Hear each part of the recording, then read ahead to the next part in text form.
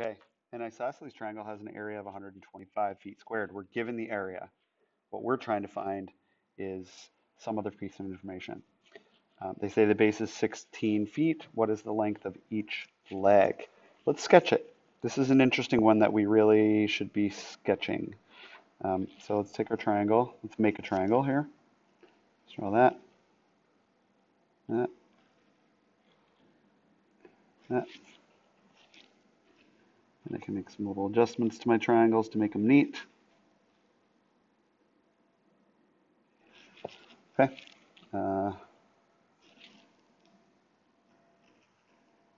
Close enough. Okay, so that's an isosceles triangle. And then what are we doing here? Well, they want to know what's the length of each leg. Okay, we know this. We know that this side measures the same as that side, and that angle measures the same as that angle, right? Sorry about that. Okay, so since it's isosceles, if we were to drop an altitude down here, I'm going to use my line tool to make it neat. It's right here. We would split that angle into two congruent angles. So we would get, we could mark that as, say, that is equal to that. And likewise, this is equal to this. Okay? And since we know that the base is 16, oh, and one more thing that we know that we've got right angles here because we dropped that straight down. Okay? So since it's isosceles, we know we've split it into two equal triangles that essentially look like this. I'm going to say we've got side like that, side like that, and we've got a green, oops,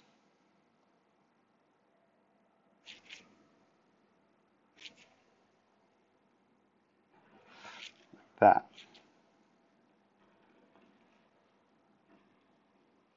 Just trying to make this a little bit neater. Sorry about the delay. Okay, so that's essentially the half of the triangle that we have up top. Okay, and we've got a 90-degree angle there. Okay, now we know that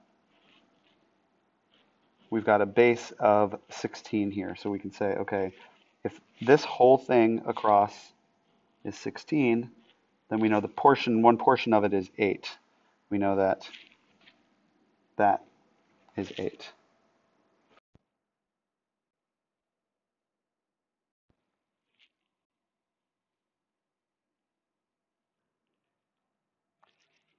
Now, the bit that we need to find out is what is that green line? Well, I'm going to show you why we need to find that out in a second. Okay, what we really are looking for is what is this length right here, but we can't do that yet. Watch what we can do though. We can say that area of a triangle is 1/2 base times height. And we know the area. The area is 125 is 1/2 times, we know the base. They said the base is 16. And that's times the height. We don't know what the height is. But when we start to calculate this out, we get 125 equals 1/2 of 16 is 8 times h. Now what are we going to do? We're going to divide both sides by 8. And we will find out that the height of this triangle is 125 divided by 8, which works out to be, if you calculate it, 15.625 is the height. And I'm going to write that in here, 15.625. Okay.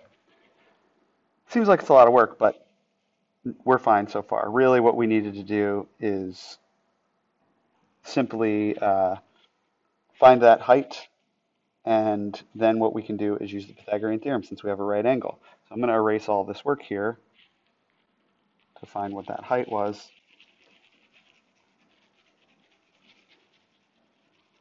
And let's use the Pythagorean theorem, which states that a squared plus b squared equals c squared.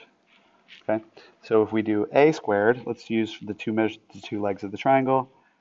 We can do 15.625 squared plus 8 squared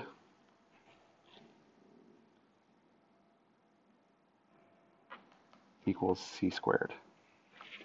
And then let's calculate those. And in fact, I'm going to go one step further. I'm going to say c then will be the square root of 15.625 squared plus 8 squared. That way I can just type it all into my calculator and I can get the final answer. I can hit square root of 15.625 squared plus 8 squared. Now when I do that, I actually get a number that's not nice and neat, so I'm going to put is approximately equal to, and what I got was 17.5539. It says round to the nearest tenth, so 17.55 rounds to 17.6, and we know what the units were: feet,